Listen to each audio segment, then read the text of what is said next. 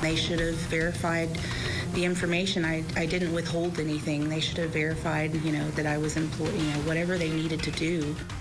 First at 5 o'clock, an Osage County teacher is suing State Superintendent Ryan Walters and the State Department of Education after she was told to pay back a $50,000 signing bonus. Thanks for joining us. I'm Lori Fulbright. And I'm Jonathan Cooper. That teacher says she's frustrated because she thought she met the criteria and the Education Department approved her application. Out of hundreds who received the money, 9 were later informed they did not meet the qualifications and needed to repay the funds. She tells News on 6's Cal Day she's worried about what may happen next. Cal? Jonathan, Lori, Kay Bojorquez says she's already spent a good chunk of that $50,000 and does not have the money to pay it back. She says the last couple of days have been filled with anxiety and panic attacks since she got that notice.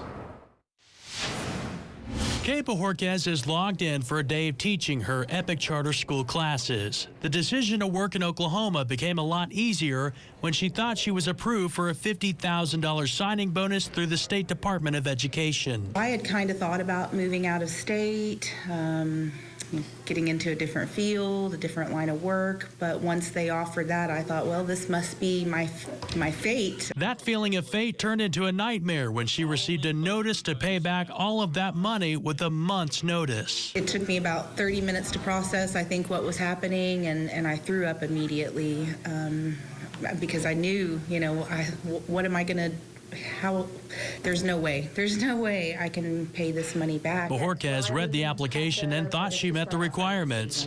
She's wondering why the State Education Department initially approved her application and gave her the money if it now claims she didn't meet the requirements. I emailed and asked for someone to contact me, and I called that day and I believe the next day and asked for phone calls back, and I haven't received any phone calls from anyone. Bojorquez says she will have to file for bankruptcy if she has to pay the money back. She's worried about her future. I've been called a liar. That's a huge thing, and it's very worrisome. So I don't even know if I'm going to be able to provide for my family after this, because I don't really know what's going to happen to my career.